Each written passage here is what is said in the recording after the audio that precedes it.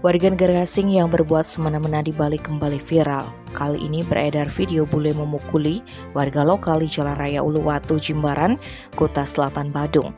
Tampak dalam video tersebut bule yang memakai baju orange berdebat dengan korban. Masalah yang dibicarakan terkait parkir, namun bule berbadan kekar tersebut emosi dan mencekik korban, bahkan memukulinya berulang kali. Padahal teman wanita dari bule itu sudah berusaha mencegahnya tapi tak digubris dan lanjut bertindak brutal. Sehingga korban membela diri, warga sekitar langsung melerai keributan tersebut.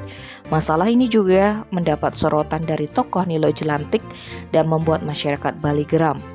Kapolresta Denpasar Kombes Pol Bambang Yugo Pamungkas menerangkan pihaknya telah menerima laporan penganiayaan yang terjadi pada 27 Juni 2023. Korban diketahui bernama Gede Bakta Suarsana, sedangkan identitas pelaku belum diketahui.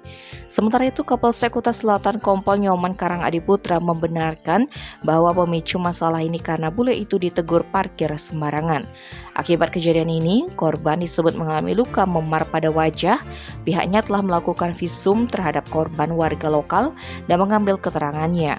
Saat ini pihaknya sedang melakukan pengejaran terhadap pelaku berdasar alamat kendaraan yang dipakai.